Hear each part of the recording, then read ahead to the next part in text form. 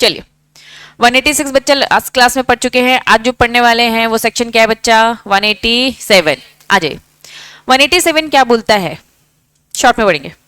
187 investment of a company to be held in its own name. अगर आईटेक्स company है, आईटेक्स एक कंपनी है, हमने कुछ भी इन्वेस्टमेंट किया तो वो किसके नाम पे होगा? आईटेक्स कंपनी के नाम पे। रिलायंस कंपनी में शेयर्स खरीदा तो उनके रजिस्टर होगा मेंबर का, उसमें किसका नाम होगा? रिलायंस कंपनी का।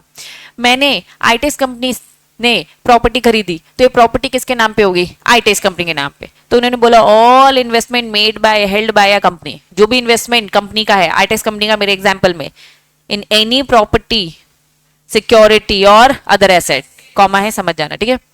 कोई भी प्रॉपर्टी, कोई भी सिक्योरिटी, कोई भी एसेट किसके पैसों से खरीदा गया है? कंपनी के पैसे से, तो held by it's own name, उसी के नाम का होना चाहिए। आ जाओ यहाँ पे थोड़ा सा समझेंगे। कंपनी में भी hold share in its subsidiary company. अब आईटेक्स कंपनी की एक सब्सिडरी कंपनी है, एक तरफ है बच्चा आईटेक्स कंपनी और उसके नीचे क्या है? एक एबीसी कंपनी। ये हमारी होल्डिंग कंपनी है और ये हमारी क्या है? Subsidiary company. अब होल्डिंग कंपनी 51% शेयर होल्ड करके रखती है किसमें? सब्सिडरी कंपनी में। तो मतलब सब्सिडरी कंपनी का जो मेंबर ऑफ रजिस्टर होगा उसमें किसका नाम लिखा होगा? 51% की होल्डिंग किसके पास है? आईटेक्स कंपनी, ठीक है, in the name of any nominee. अब ये तो 51% था इसलिए हमें कोई टेंशन नहीं है, ठीक है।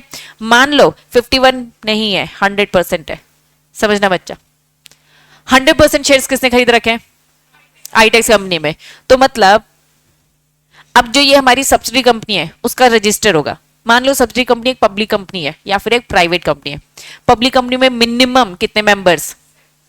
7। पब्लिक कंपनी में मिनिमम कितने मेंबर्स? 7। और प्राइवेट कंपनी में कितने? मतलब ये पब्लिक कंपनी की बात कर रहा है और ये किसकी बात कर रहा है? Private company. लेकिन आईटेक्स ने 100% शेयर्स खरीद रखे हैं तो रजिस्टर समझ लो प्राइवेट कंपनी है, रजिस्टर में लिखा होगा 100% शेयर्स किसके हैं? आईटेक्स है, एक ही लिखा होगा ना। तो क्योंकि लॉ की फॉर्मेलिटीज फुलफिल करनी है तो आपको नॉमिनी का नाम डालना पड़ेगा। नॉमिनी में किसका नाम डालना पड़ेगा? डायरेक्टर। डायरेक्टर किसका? आईटेक्स का। क्या ये बात समझ में आ रही है? क्या ये बात समझ में आ रही है? चलिए मान लो ये एबीसी कंपनी सब्सिडरी कंपनी कौन सी कंपनी है? एक पब्लिक कंपनी है। कौन सी कंपनी है? एक पब्लिक कंपनी है। पब्लिक कंपनी में मिनिमम कितने मेंबर्स होने चाहिए? 7। लेकिन 100% शेयर्स तो किसने होल्ड कर रखे हैं? आईटेक्स ने। क्या एक ही मेंबर से काम चलेगा? नहीं।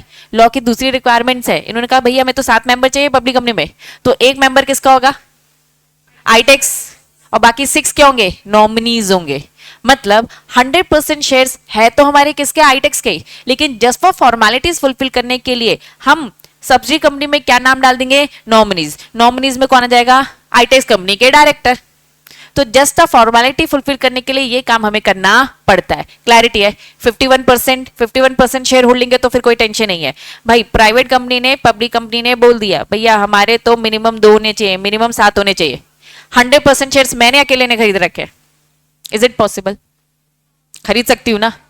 अब 100% शेयर्स मैंने प्राइवेट कंपनी में मैंने ही खरीद रखे, लेकिन मिनिमम 2 तो चाहिए ना। इससे अच्छा तो ओपीसी बना लेती।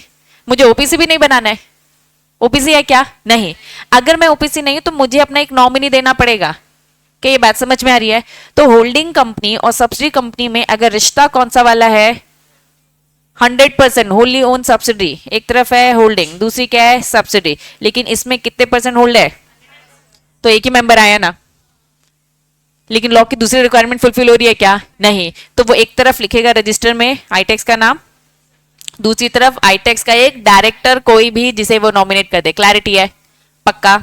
चलो। If it is necessary to ensure that the number of the members of the subsidiary company, ये वही वाली बात है जो अभी मैंने आपको एक्सप्लेन किया कि भाई मुझे एंश्योर करनी है दूसरी फॉर्मेलिटीज भी, ठीक है। Not reduce below the statutory limit, आपको स्टैट्यूटरी लिमिट को क्रॉस नहीं करना, उससे बिलो नहीं जाना है। जैसे मेरी प्राइवेट की कंपनी के एग्जाम्पल में मिनिमम 2 लोग तो मुझे चाहिए, लेकिन मैंने 100% ले रखा है आईटेक्स ने, तो एक ही हो रहा है। तो प्लीज इस लिमिट को भी साथ में मेंटेन करना। तो हमें नॉमिनी का नाम इंसर्ट करना पड़ेगा। क्या ये लॉजिक समझ में आ रहा है? आया? चलो। हाँ बेटा, शॉर्ट मैंने बढ़ा दिया आपको। सेक्शन 187 का 1 क्या बोल रहा है? All the investment held by company, जितने भी इन्वेस्टमेंट कंपनी के नाम पर है, उन्होंने बोला है ना सारे के सारे जगह पे किसका नाम आना चाहिए? कंपनी का। लेकिन मैंने अभी क्या बताया? एक्सेप्शन बताया ना।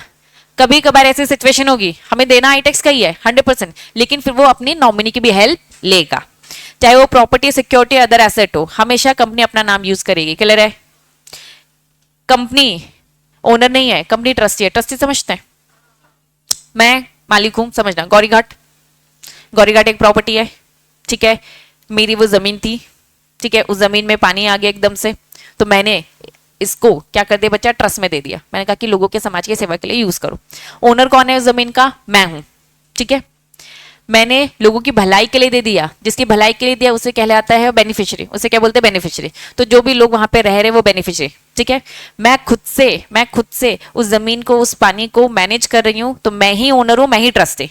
लेकिन मैंने कहा नहीं भाई, मैं तो बच्चों को पढ़ाने में बिजी हूं, तो मैंने एक ट्रस्टी रख दिया, एक एम्प्लॉय रख दिया। समझना, मैंने क्या रख दिया? एक ट्रस्टी, एम्प्लॉय। एक होता है मालिक, एक होता है मालिक ओनर, एक होता है ट्रस्टी, एक होता है बेनिफिशियरी। तीन लोग हैं। ओनर और ट्रस्टी एक हो सकता है, ओनर और ट्रस्टी एक हो सकता है। अगर वही मालिक है, वही मैनेज कर रहे हैं, तो दोनों एक ही है। मैंने कहा कि भैया मैं मालिक तो मैं दे रही हूँ, लेकिन मैं खुद से मैनेज नहीं कर रही हूँ, तो मैंने क्या दे दिया बच्चा? एक ट्रस्ट में दे दिया, ट्रस्टी बना दिया अलग, ठीक है। तो इन्होंने बोल दिया कंपनी कैसे एक्ट कर रही है? ट्रस्टी, मतलब वो मैनेजमेंट का काम कर रही है। कंपनी कैसे एक्ट कर रही है? ट्रस्टी। क्या वो मालिक है? क्या नहीं। Investment is suppose to be made on the behalf of the beneficiary. Company कोई एक पैसे को मैनेज करिए as a trustee, as a trustee. Company मालिक नहीं है उस पैसे की। किसके लिए मैनेज करिए बच्चा? For the beneficiary. तो क्या कंपनी मालिक है? नहीं। अगर कंपनी मालिक नहीं है तो कंपनी अपना नाम भी यूज उसमें करेगी नहीं। अभी हम जनरल रूल क्या पढ़ रहे हैं? कंपनी का जो कुछ है, उसके पैसे से जो कुछ हो रहा है, वो किसके नाम पे होना चाहिए? कंपनी के नाम पे। लेकिन कंपनी जब कोई भी एक्ट करी है एज अ ट्रस्टी, वो तो बस मैनेजमेंट देख रही है, रियल मालिक वो है क्या? नहीं। जब वो मालिक नहीं है तो अपना नाम भी यूज करेगी नहीं। इनडायरेक्टली क्वेश्चन केस स्टडीज में पूछा जा सकता है। क्लियर है? तो आपको पूरा रूल रेगुलेशन समझाना पड़ेगा सेक्शन 187 का। जनरल रूल, जनरल रूल क्या है?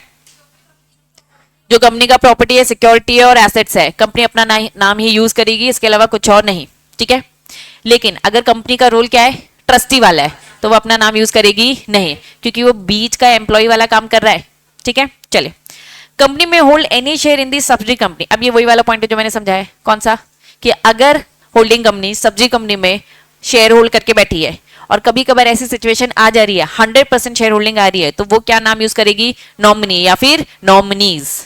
एक नॉमिनी या फिर एक से ज्यादा। प्राइवेट कंपनी है तो एक नॉमिनी से काम चलेगा, पब्लिक कंपनी है तो नॉमिनीज। कितने? 6 लोग के नाम लिखने पड़ेंगे और 7वां वो खुद होगा। चलिए, एंश्योर करना है member of the subsidy company is not reduce the below of the statutory limit. Clarity है? जनरल रूल अपना ही नाम यूज करना है, एक्सेप्शन नॉमिनी का नाम यूज किया जाएगा। चलिए नेक्स्ट क्या लिखा है? शेयर ऑफ अ कंपनी क्या है बच्चा? रजिस्टर इन दी जॉइंट नेम भी हो सकता है। इन्होंने बोल दिया भाई जॉइंट नेम में कैसे कर सकते हैं? बच्चे ये कंपनी है, मैं जब तक इंडिविजुअल थी, क्या मैं किसी कंपनी के शेयर्स खरीद सकती हूँ? हाँ। क्या मैं जॉइंट शेयर होल्डिंग में खरीद सकती हूँ? हाँ। तो कंपनी भी कर सकती है। कंपनी ने क्या कर दिया बच्चा? जॉइंट में। तो एक तरफ कंपनी है और दूसरी तरफ कौन होगा? कंपनी का घर वाला हमेशा कौन होता है? कंपनी के डायरेक्टर ही होंगे। कंपनी है ना, आर्टिफिशियल बॉडी। तो वन ऑफ डायरेक्टर का नाम यूज करो। Director was the just a nominee. Formality follow कर रहे हैं, फॉर्मेलिटी फॉलो कर रहे हैं। Only act jointly as no right its own. ऊपर में भी यहाँ पे मैं सेम बातें कहूंगी। डायरेक्टर का क्या उस शेयर में कोई राइट बनता है क्या? नहीं। जस्ट अ फॉर्मेलिटी, वो नॉमिनी वाला रोल प्ले कर रहा है, दैट्स इट। 100% ओनरशिप तो हाईटेक्स कंपनी की। क्लियर? क्योंकि पैसा उसका लगाना है। मान लो पैसा लगा कर रहे, कर सकते हैं ना, ठीक है। मैं कह रही हूँ कि नहीं, आधा पैसा आईटेक्स कंपनी देगी, आधा पैसा मैं अपने पॉकेट से दूंगी, तो ज्वाइंट की शेयर होल्डिंग हो सकती है। हाँ, लेकिन जस्ट फॉर्मेलिटी 100% आईटेक्स ने दिया, स्टिल हम जॉइंट में रहना चाहते हैं, क्योंकि बहुत सारी फॉर्मेलिटी से मैं चाहता हूँ कि भैया यही करे, ठीक है। आर्टिफिशियल बॉडी नहीं कर पाएगी, तो फॉर्मेलिटी के लिए अगर नॉमिनी रखा है तो उसका ओनरशिप में कोई भी राइट नहीं बनता। क्लैरिटी है? ये भी पॉसिबल है कि आईटेक्स कंपनी बोल सकती है 99% शेयर मेरे और 1% डायरेक्टर को दे दिया, लेकिन अगर 1% डायरेक्टर को दे दिया, अब वो मेंबर है, उस 1% का क्या है? ओनर है। ये भी कर सकते हो। लेकिन आईटेक्स कह रहे हैं नहीं, मुझे तो पूरा 100% चाहिए, मुझे किसी की भी ओनरशिप नहीं चाहिए। तो यस, ये 100 हो जाएगा, फिर फॉर्मेलिटी के लिए फिर डायरेक्टर बस आएगा। क्लैरिटी है?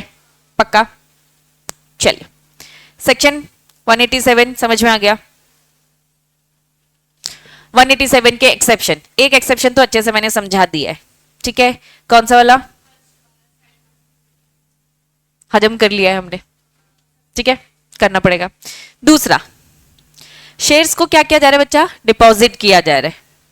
Depositing shares securities with the companies banker. समझना, कंपनी आईपीओ लेकर आ रही है या फिर कंपनी और भी दूसरी बहुत फॉर्मेलिटीज करी है। कंपनी को डेली लाइफ में बहुत सारे काम करने पड़ते हैं, तो कंपनी ने अपने जो शेयर्स है, सिक्योरिटीज है, किसको हैंड ओवर कर दिया बच्चा? अपने बैंक को। तो क्या मैं इसे बोल सकता हूं कंपनीज का बैंकर है?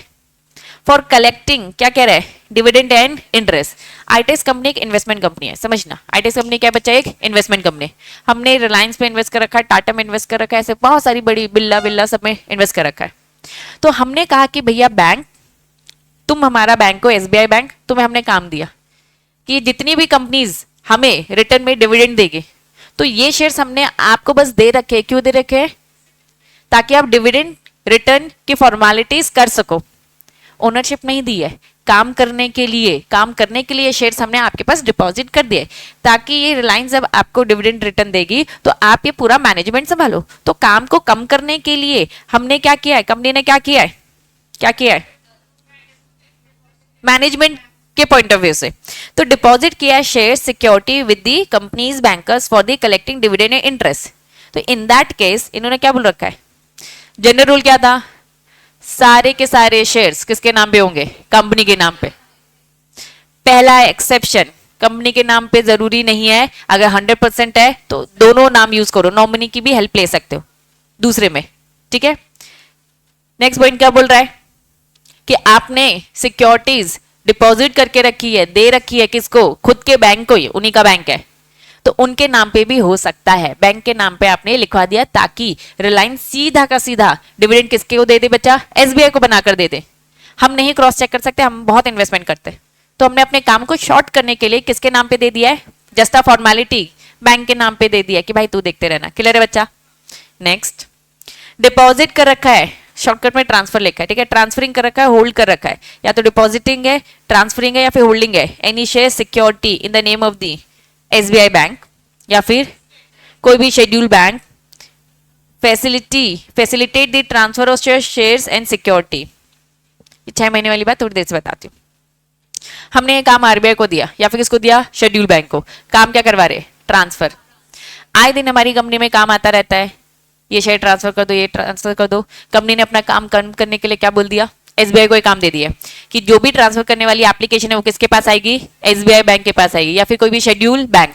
इन शॉर्ट कंपनी के सारे काम बैंक ही करता है, ये मैं बता दूं, ठीक है।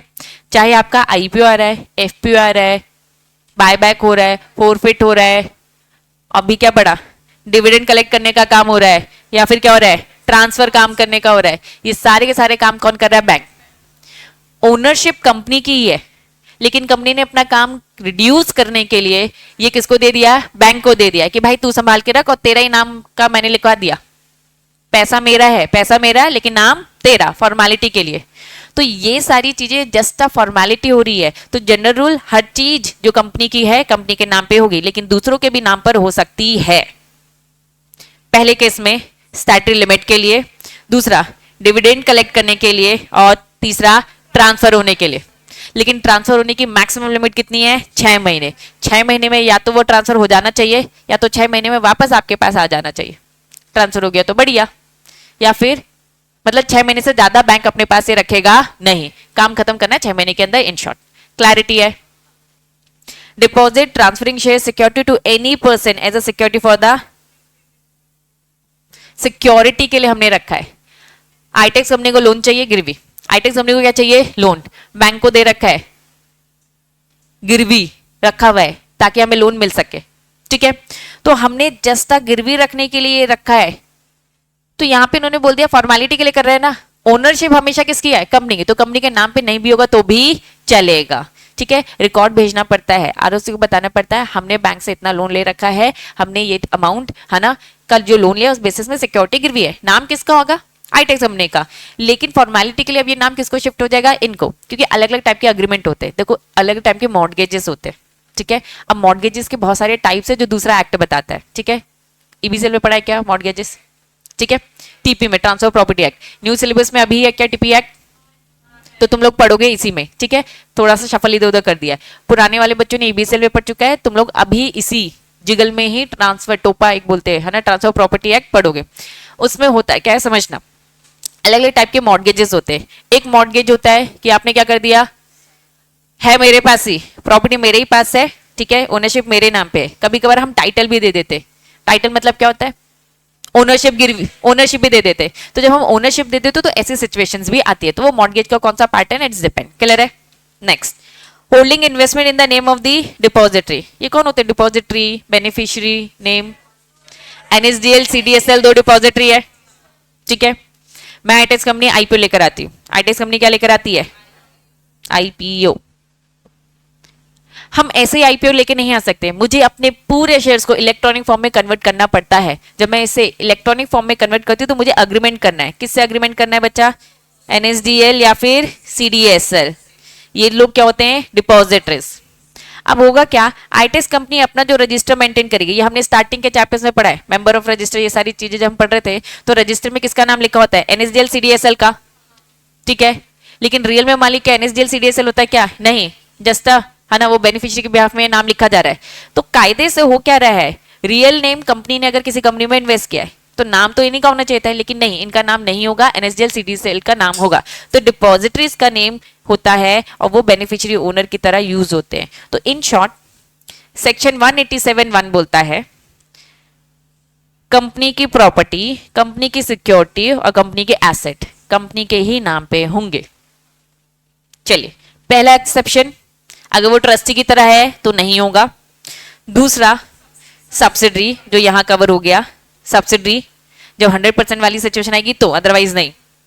नेक्स्ट, डिविडेंड कलेक्ट करना है इसीलिए दे रखा है, शेयर ट्रांसफर करना है इसीलिए दे रखा है, सिक्योरिटी के लिए दे रखा है ताकि लोन रिपेमेंट हो सके, या फिर बच्चा डिपॉजिटरी के नाम पे रखा हुआ है। इन सारी सिचुएशन में कंपनी के नाम पे नहीं है, कंपनी के अलावा किसी और के नाम पर है।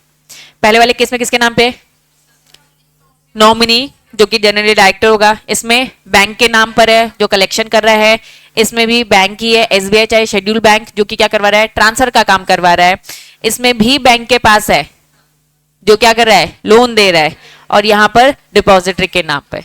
क्लैरिटी है, बोलो। एसबीआई से लोन लिया, मॉर्गेज के टाइप्स पढ़े, कौन सा वाला टाइप, एक कंडीशनल मॉर्गेज पढ़ा है, क्या होता है कंडीशनल मॉर्गेज, तुरंत में हमारी हो गई है, नहीं रीपे कर पाए तो मेरा ये अग्रीमेंट कैंसिल हो जाएगा, है ना, और अगर पे कर दिया तो कैंसिल हो जाएगा, तुम्हारा आ जाएगा ना, समझ लो। मैं आईटेक्स कंपनी, समझना, एक कंडीशनल मॉर्गेज का एक टाइप होता है, ठीक है। मैं आईटेक्स कंपनी इस प्रॉपर्टी को, इस बिल्डिंग को जो मेरी नहीं है, मैं बता रही हूँ मेरी है, ठीक है, एसबीआई से लोन लेने जा रही हूँ, गिरवी रख दिया, एसबीआई ने बोला आज ही से ये बिल्डिंग हमारी हो गई, ठीक है, कंडीशनल मॉर्गेज ऐसा होता है, सेल कर दी मैंने आज ही के आज, 2 साल बाद मैंने रिपे कर दिया तो ये अग्रीमेंट कैंसिल और वापस मेरे पास आ जाएगा, नहीं रिपे कर पाए तो उन्हीं का था, पहले से ही हो गया था। क्लियर है बात। तो ऐसे टाइप्स होते हैं, तो कंडीशनल के मैंने एग्जांपल देके आपको बताया, तो यस ऐसे भी नाम पर जाते हैं, ठीक है, क्लियर है। चलिए, अब जो कुछ भी मैंने पढ़ाया बस थोड़े से बोरिंग प्रेजेंटेशन में तुम लोग पढ़ लेना, क्लियर है। रीड नेक्स्ट, सेक्शन 187 का 3, ठीक है, आ जाओ। 187 का 3, रजिस्टर भी मेंटेन करना पड़ेगा, register investment, any share investment,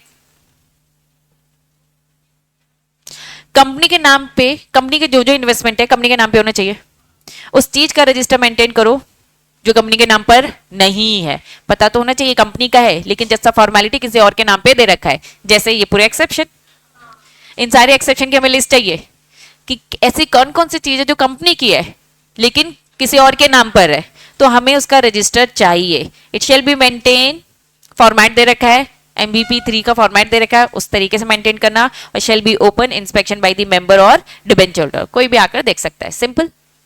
subsection 4, अगर नहीं फॉलो किया, कंपनी के नाम पे नहीं रखा, रजिस्टर मेंटेन नहीं किया, व्हाटएवर जो भी 1 2 3 4 में दे रखा है, 3 तक दे रखा है, तो कंपनी में लगेगा 5 लाख, ऑफिसर में लगेगा 50, ठीक है, 1000। तो बच्चा ये मैंने आपको बता दिया, ये देखो सेम लिखा है, बस बोरिंग प्रेजेंटेशन है बच्चा, आपको रीड करने के लिए मैंने दे दिया। क्लियर है? पनिशमेंट 187 के फॉर्म में। क्लैरिटी है? फटाफट 187 की हेडिंग बताओ। 187 की हेडिंग, जितने भी कंपनी के इन्वेस्टमेंट है कंपनी के खुद के नाम पे होंगे। सबसेक्शन 1 भी यही बोलता है। सबसेक्शन 2 बोलता है पूरी की पूरी छूट। कितने पॉइंट्स है इसमें? अगर आप अपनी बुक में देखोगे तो ए बी सी डी दे रखा है, इन्होंने इसको बोल दिया ये ए है, ये बी है, ये सी है, डी। ये सब्सिडी वाली बात इन्होंने सबसेक्शन 1 में ही कवर कर दी है। तो इन शॉर्ट 5 एक्सेप्शन हो गए। सब्सिडी वाला भी तो एक ट्रस्टी वाला भी है, ठीक है। तो एक्सेप्शन यस बहुत सारे हैं। 3 क्या बोलता है? जो कंपनी के नाम पर नहीं है और वह है कंपनी का, उसका क्या करो? रजिस्टर मेंटेन और सबके लिए ओपन रखो। और नेक्स्ट क्या बोलता है? पनिशमेंट, अगर आपने कॉन्ट्रावेंट किया है तो। खत्म। 187 सिंपल है, ठीक है। चलिए 186 लास्ट क्लास में पढ़ चुके हो। 186 क्या था? Loan, investment, guarantee. एक कंपनी दूसरी कंपनी को क्या दे रही है? इंटर कॉर्पोरेट लोन, इन्वेस्टमेंट और गारंटी पड़ा था। 187 क्या बोलता है? जो कुछ भी कंपनी का इन्वेस्टमेंट है कंपनी के नाम पर।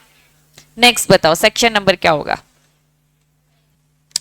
स्टार्ट करेंगे 188। अक्सर हम बात बात में देखते थे रिलेटेड पार्टी ट्रांजैक्शन आ जाता था। तो चलिए अब फाइनली समझते हैं, ठीक है। What is mean by related party transaction. इन्होंने कहा भैया रिलेटेड पार्टी समझेंगे, उससे भी पहले समझेंगे कि कौन होता है रिलेटिव। चलिए तो सबसे पहले एकदम बेसिक इन्होंने बोला रिलेटेड पार्टी ट्रांजैक्शन। तो सबसे पहले हम समझेंगे भैया ये रिलेटिव कौन होता है। पहले समझेंगे रिलेटिव, फिर समझेंगे रिलेटेड पार्टी, फिर समझेंगे रिलेटेड पार्टी ट्रांजैक्शन। तो एकदम एबीसीडी से चालू करेंगे। तो आ जाइए सबसे पहले समझेंगे रिलेटिव। सबसे पहले क्या समझेंगे? रिलेटिव। बुक में यहां दे रखा है, जो भी मैं पढ़ा रही हूँ बच्चा आपकी बुक में यहां दे रखा है रिलेटिव, ठीक है। बस मैं अच्छे प्रेजेंटेशन में पढ़ाने का ट्राई कर रही हूँ। रिलेटिव का मीनिंग आ जाइए। इन्होंने कहा deem to be relative, a person shall be deem to be relative of another if HUF के जितने मेंबर्स हैं सब क्या है? रिलेटिव। हस्बैंड और वाइफ क्या है? Relative. One is related to the other, rule 4 में दे रखा है। भैया ये रूल 4 कहां है? आ जाओ। क्या बोला है? पहला, चलिए मैं हूं जैसे मैं, ठीक है। सबसे पहले बोल दिया एचयूएफ के सारे मेंबर, दूसरा हस्बैंड वाइफ मैं और ऑफिसर मेंबर, ठीक है। फिर थर्ड वाले पॉइंट में उन्होंने डिटेल में बता दिया। आ जाओ। मेरे पापा, और क्या बोल दिया? अगर स्टेप फादर है तो वो भी रिलेटिव में आएंगे। मदर या फिर स्टेप मदर है तो वो भी। सन, और क्या बोल दिया? स्टेप सन है तो वो भी। सन की वाइफ, समझ जा। मैं, मेरे पापा और बच्चे मेरी एक नीचे की जनरेशन, मतलब मैं मिडिल में हूं, ठीक है। मैं हूं मिडिल में, तो ऊपर वाली जनरेशन को कवर किया, नीचे वाली जनरेशन, ठीक है। फादर के साथ क्या बोल दिया? मदर भी आ गई। और नीचे वाली जनरेशन में क्या बोल दिया? सन की वाइफ भी आ गई। क्लियर है? चलिए फिर क्या बोल दिया? डॉटर, डॉटर के हस्बैंड, ब्रदर बाजू में भाई है, बहन है, brother, step brother, sister, step. जहां कहीं भी रिलेटिव बोलेंगे तो रिलेटिव से मतलब यही है, याद रहेगा। सबसे पहले 3 पॉइंट। पहला एचयूएफ के सारे, हस्बैंड वाइफ, और ये पूरी डिटेल लिस्ट जो रूल 4 में दे रखी है। डिटेल लिस्ट में क्या बोल दिया? देखो अपने आप को सर्कल में रखना और आपके चारों तरफ ऊपर वाली जनरेशन, नीचे वाली जनरेशन और आजू बाजू में हमारे भाई बहन। क्लियर है? लेकिन क्या इन्होंने बोल दिया? भाई बहन के स्टेप्स भी, मदर है ना, जो भी हमारे फादर और मदर है इनके भी क्या? स्टेप्स भी, सब कवर। नीचे सन और सन की वाइफ भी कवर होती है। क्लियर है? हाँ, लिखा नहीं है इन्होंने, भेदभाव किया है क्या? देखूंगी एक बार, ठीक है। चलो तो इन शॉर्ट नहीं, वैसे कवर हो जाना चाहिए, होना चाहिए कवर, होगा ही, ठीक है। तो इन शॉर्ट ये रिलेटिव की डेफिनेशन है, पहले बोलो, ठीक। अब मैं समझा रही हूं आपको बच्चा रिलेटेड पार्टी, समझना अब कौन कौन रिलेट होगा। आपको रिलेटिव की डेफिनेशन समझ में आ गई। देखो हर एक्ट में अपनी रिलेटिव की डेफिनेशन अलग होती है। इनकम टैक्स एक्ट अपना बोलेगा, कंपनीज एक्ट अपना बोलेगा, और जितने भी एक्ट पढ़ रहे हैं सबका, तो सबकी डेफिनेशन आपको वहीं जाके देखनी पड़ती है। ये कंपनीज एक्ट का सेक्शन 188 का रिलेटिव की डेफिनेशन है। क्लियर है? आगे बढ़ूं। इन्होंने कहा रिलेटेड पार्टी कब हम बोलेंगे, समझो। पहला पॉइंट, एक तरफ आईटेक्स को रखना तभी समझ में आएगा, ठीक है। रिलेटेड पार्टी, इन्होंने कहा आईटेक्स और डायरेक्टर साथ में काम कर रहे हैं, तो आईटेक्स और डायरेक्टर क्या हो गए बच्चा? रिलेटेड पार्टी, दोनों एक दूसरे से रिलेट करते हैं। क्लियर है? अब डायरेक्टर को हटा दो, डायरेक्टर का रिलेटिव, किसके बीच में बिजनेस हो रहा है? आईटेक्स के साथ बिजनेस हो रहा है और उसके डायरेक्टर के रिलेटिव, तो आईटेक्स और डायरेक्टर का जो रिलेटिव है वो क्या हो गया बच्चा, रिलेटेड पार्टी। समझ में आ रहा है, क्लियर है? तो अब डायरेक्टर के रिलेटिव से मतलब क्या है, मैं डायरेक्टर, मेरे फादर, मेरे मदर, सन, वाइफ, तो ये रिलेटिव में कौन आ जाएंगे, वही डेफिनेशन जो अभी हमने पढ़ी। क्लियर है? हमेशा याद रखना बिजनेस किसके साथ करें हम, एक कंपनी को सामने रखना, आईटेक्स है हमारी वो कंपनी। क्लियर है बड़ू? तो कौन रिलेटेड है, डायरेक्टर के साथ काम करना और डायरेक्टर के रिलेटिव के साथ काम करना। तो आईटेक्स के साथ वो रिलेटेड पार्टी के काम में आ रही है, तो रिलेटेड पार्टी बन जाते हैं। और इनके साथ अगर बिजनेस हो रहा है तो इसे हम बिजनेस को बोलेंगे रिलेटेड पार्टी ट्रांजैक्शन। तो सबसे पहले रिलेटिव समझ में आया, देन रिलेटेड पार्टी समझ में आया, उनके बीच में होने वाला transaction is related party transaction. तो अभी मैं आपको क्या पढ़ा रही हूँ, रिलेटेड पार्टी कौन कौन है। तो आईटेक्स रिलेट कर रहा है किससे, डायरेक्टर से, या फिर डायरेक्टर के रिलेटिव से। पहला क्लियर है, याद करना इंपॉर्टेंट है ये। दूसरा, आईटेक्स और केएमपी रिलेटेड है। आईटेक्स या फिर केएमपी का जितने भी रिलेटिव है जो भी हमने पढ़ा, पहले तो केएमपी की लिस्ट, केएमपी की लिस्ट में कौन कौन आता है, CEO, CFO, CS, MD, manager, whole time director, any other officer जो भी नोटिफाई हो जाए, उनके सारे रिलेटिव के साथ अगर काम हो रहा है ना तो क्या हो जाएगा, रिलेटेड पार्टी। पहला दूसरा क्लियर है? चलिए, काम किसके साथ हो रहा है, आईटेक्स और फर्म दोनों रिलेटेड माने जाएंगे। आईटेक्स और फर्म को रिलेटेड माना जाएगा कब, आईटेक्स कंपनी का डायरेक्टर, किसका डायरेक्टर, आईटेक्स कंपनी का डायरेक्टर, आईटेक्स कंपनी का मैनेजर, या फिर उसका रिलेटिव उस फर्म में क्या है, या तो डायरेक्टर मैनेजर खुद है वो पार्टनर, या तो उनके रिलेटिव। तो फर्म और आईटेक्स क्या माना जाएगा, रिलेटेड पार्टी। क्लियर है? आईटेक्स हमेशा रखना, नहीं तो कंफ्यूज हो जाएगा, आपको लगेगा डायरेक्टर उसका रिलेटिव कर रहा है, की मैनेजर उसका रिलेटिव कर रहा है, नहीं, आईटेक्स कंपनी और डायरेक्टर दोनों रिलेट, डायरेक्टर हटा दो या फिर उसका रिलेटिव दोनों रिलेटेड। क्लियर है? पहले दो तीन पॉइंट्स हो गए। पहला क्या था, हटा दिया स्क्रीन से,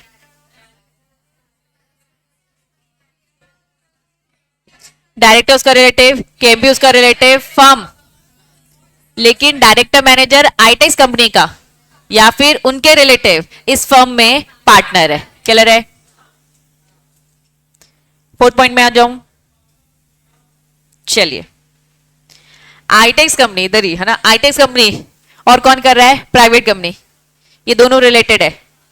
अगर आईटेक्स कंपनी का डायरेक्टर, किसका डायरेक्टर, आईटेक्स कंपनी का डायरेक्टर या फिर आईटेक्स कंपनी का मैनेजर या फिर उसके रिलेटिव मेंबर और डायरेक्टर है उस प्राइवेट कंपनी में, समझ में आया, घूम गए। आईटेक्स कंपनी का डायरेक्टर मैनेजर इस प्राइवेट कंपनी में भी क्या है, डायरेक्टर मैनेजर, या तो आईटेक्स कंपनी का डायरेक्टर मैनेजर का रिलेटिव भी प्राइवेट कंपनी, रिलेटिव है ना। क्लियर है? कितने पॉइंट्स हो गए, बढ़ू आ गए।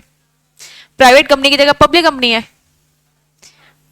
प्राइवेट कंपनी की जगह कौन है, पब्लिक कंपनी। ठीक है? पब्लिक कंपनी, आईटेक्स कंपनी और पब्लिक कंपनी, डायरेक्टर और मैनेजर किसका, आईटेक्स कंपनी का director manager is a director in public company. बस डायरेक्टर होने से काम नहीं चलेगा, अगर प्राइवेट कंपनी थी तो बस डायरेक्टर भी होता तो रिलेटेड, लेकिन पब्लिक कंपनी में डायरेक्टर भी है and hold along with his relative, अकेला या उसके साथ मिलकर, किसी साथ, अपने रिलेटिव के साथ मिलकर, more than 2% of his paid up share capital। मतलब पब्लिक कंपनी में बस वो डायरेक्टर ही नहीं बना है, साथ में शेयर भी होल्ड करके रखा है, कितना, 2% से ज्यादा। कितने पॉइंट्स हो गए, ठीक है। पहला, डायरेक्टर उसका रिलेटिव, केएमपी उसका रिलेटिव, फर्म पार्टनर है या फिर उसका रिलेटिव पार्टनर है, प्राइवेट कंपनी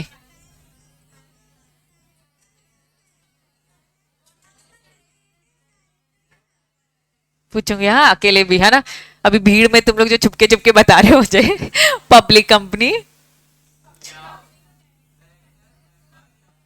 आईटेक्स कंपनी का डायरेक्टर मैनेजर उस पब्लिक कंपनी में डायरेक्टर है एंड शेयर होल्ड करके रखा है मोर देन 2%। ठीक है? कितने हो गए, 5 हो गए। ठीक है? भीड़ में है ना, भीड़ में तो हर कोई जवाब देता है, दम है तो अकेले दो। हाँ जी, फिफ्थ वाला, आईटेक्स कंपनी और पब्लिक कंपनी रिलेटेड पार्टी है कब, जब आईटेक्स कंपनी का डायरेक्टर या फिर आईटेक्स कंपनी का मैनेजर पब्लिक कंपनी में डायरेक्टर है और कितना होल्ड करके बैठे अपने रिलेटिव के साथ, 2% से ज्यादा। क्लियर है? पक्का?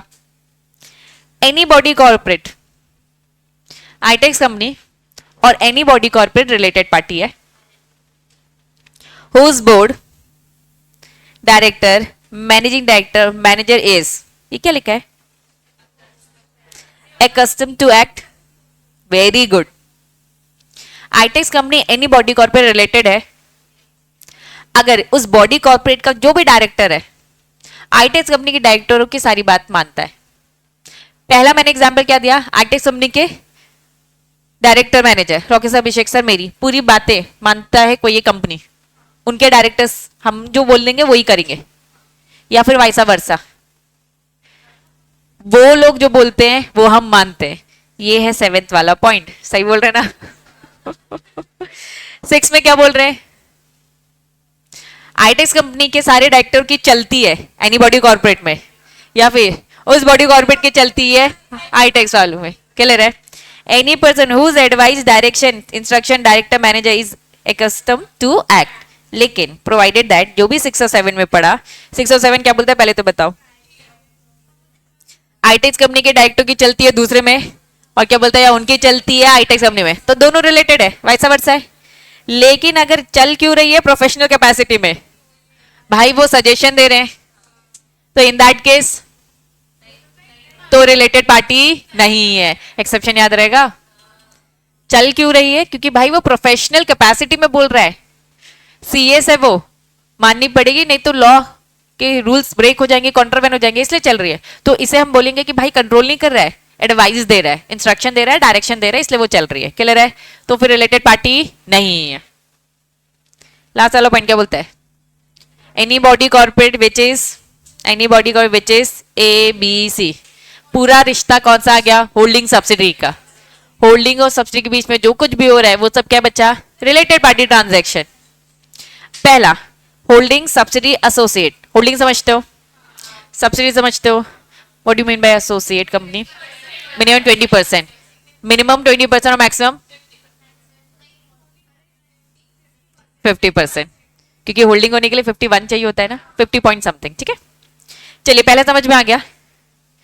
ये है एक होल्डिंग कंपनी है, इसकी एक सब्सिडरी है, दूसरी सब्सिडरी, क्या ए और बी भी रिश्तेदार नहीं बन जाएंगे? तो उन्होंने बोल दिया भैया डील कर रहे हैं तो ये भी क्या हो जाएंगे? रिलेटेड, क्योंकि कंट्रोल करने वाला तो एक ही है ना, तो ए और बी। यहां क्या बोल रहा था? होल्डिंग और सब्सिडी। ए वाला पॉइंट क्या बोलता है? Holding subsidy.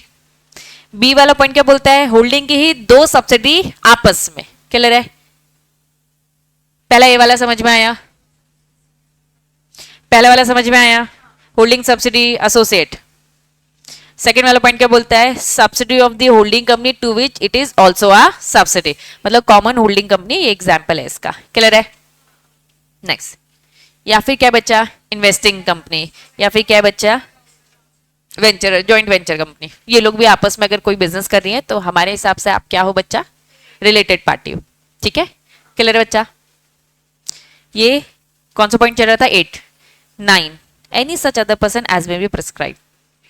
ठीक है, अब उन्होंने बोला it may be noted that director, जिसमें हम इंडिपेंडेंट डायरेक्टर की बात नहीं करें, नॉर्मल डायरेक्टर, केएमपी, उसका relative refers to a company shall be deemed to be related party. सब एक दूसरे से मिले हुए हैं, डायरेक्टर, केएमपी और उनके आपस के रिलेटिव, जो कुछ भी करेंगे तो सब रिलेटेड पार्टी में आ जाएंगे। अब मुझे बताओ, क्या हमें पहले रिलेटिव समझ में आया? रिलेटिव में कौन था? एचयूएफ के सारे मेंबर, हस्बैंड वाइफ, और पूरी एक लिस्ट थी जिसमें ऊपर वाली जनरेशन, नीचे वाली और आजू बाजू सिस्टर एंड ब्रदर सब कवर हो रहे थे। ठीक है, रिलेटेड पार्टी समझ में आया कि आईटेक्स के साथ कौन कर रहा है काम? कौन कर रहा है? डायरेक्टर ऑफिस का रिलेटिव, कि एमपी और उसका रिलेटिव, फर्म जिसने अंदर की डिटेलिंग पड़ी, या फिर प्राइवेट कंपनी, पब्लिक कंपनी, या फिर कोई भी बॉडी कॉर्पोरेट जिसमें आईटेक्स ही चलती है, एनी पर्सन जिसकी हम में चलती है, या फिर एनी बॉडी कॉर्पोरेट जो होल्डिंग सब्सिडी है, एक ही होल्डिंग की दो सब्सिडी, या फिर इन्वेस्टमेंट कंपनी और जॉइंट वेंचर कंपनी, और एनी अदर पर्सन। क्लियर है? इनके बीच में जो कुछ भी ट्रांजैक्शंस होते हैं, बिजनेस होते हैं, उन्हें हम बोलते हैं रिलेटेड पार्टी ट्रांजैक्शन। यहां तक क्लैरिटी है? तो अब आप एलिजिबल हो सेक्शन 188 के लिए। क्या मैं स्टार्ट करूं? अभी बैकग्राउंड बस समझ रहे थे कि रिलेटेड पार्टी ट्रांजैक्शन क्या होता है, क्लियर है? आइए, बैकग्राउंड समझ में आ गया।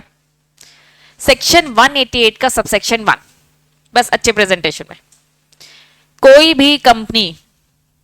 भी कंपनी एंटर नहीं करेगी किसी भी कॉन्ट्रैक्ट में, किसी भी अरेंजमेंट में जो भी रिलेटेड पार्टी की डेफिनेशन में कवर होता है। कितने पॉइंट्स पढ़े हमने?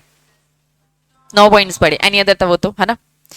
इन 9 पॉइंट्स में हमने जितनी भी बातें पढ़ी, 8-9 पॉइंट्स में जितनी भी बातें पढ़ी, वो कंपनी उन रिलेटेड पार्टी के साथ कॉन्ट्रैक्ट अरेंजमेंट मतलब बिजनेस नहीं करेगी। एक्सेप्ट कर सकती है, कंसर्न लेनी पड़ेगी किसकी? Board of director, given by the resolution at the meeting. Board meeting में ही रेजोल्यूशन पास होगा विद रिस्पेक्ट टू, कितने काम है? 1 2 3 4 5 6 7, ये 7 काम। ये 7 काम पहले मैं तुम्हें शॉर्ट में बताऊंगी, फिर डिटेलिंग में ले जाऊंगी। अगर रिलेटेड पार्टी के साथ आप ये सारे काम कर रहे हो, ये 7 काम कर रहे हो, तो कर सकते कि नहीं कर सकते? कर सकते हैं। बीआर पास करना पड़ेगा, बोर्ड रेजोल्यूशन। क्लैरिटी है? पहला क्या काम कर रहे हो? कोई भी गुड्स खरीद बेच रहे हो, cell purchase property of any kind, immovable properties and all सब आ जाएगा। कंपनी क्या कर रही है? लीज। लीज मतलब रेंट पे सर्विसेज दे रही है या फिर सर्विसेज ले रही है, किससे? रिलेटेड पार्टी से। बच्चा कुछ खरीदने बेचने वाली चीज से मुझे कोई सेक्शन याद आ रहा है और मैं थोड़ी सी कंफ्यूज हो रही हूँ, बताओ वो कौन सा सेक्शन है? धुंधला सा याद आ रहा है मुझे तो। सेक्शन 185। कोई एक सेक्शन था जिसमें हम सेल कर रहे थे, कुछ अंडरटेकिंग, क्या था? मैं ही याद दिला रही तुम लोग को। चलो सेक्शन नंबर छोड़ो, कुछ बेच रहे थे, सेल डिस्पोज ऑफ अंडरटेकिंग, बस बेच रहे थे। हाँ, और बात बताओ, इसके अलावा सेल कर रहे थे और क्या कर रहे थे? इन्वेस्ट, कुछ पैसा था, मर्जर अमलगमेशन से आया था। उससे कंफ्यूज नहीं हो रहे हो? क्यों नहीं कंफ्यूज हो रहे? वो नॉर्मल बेच रहे हैं और ये रिलेटेड पार्टी को बेच रहे हैं, याद रहेगा। आगे चल के जब पढ़ोगे, क्या है भूल गए हो इसलिए कंफ्यूज ही नहीं हो रहे हो याद आएगा तो कंफ्यूज होगे, तो बस याद दिला दूं कि वहां किसी को भी बेच रहे थे, यहां किसको बेच रहे हैं? रिलेटेड पार्टी को। अगर आप कॉन्ट्रैक्ट कर रहे हो, कॉन्ट्रैक्ट करके बेच रहे हो, किसको बेच रहे हो? रिलेटेड पार्टी को। तो जब तक board of director board resolution pass नहीं करेंगे तब तक आप इन्हें बेच सकते नहीं हो। क्या बात समझ में आ गई नालायको? चलो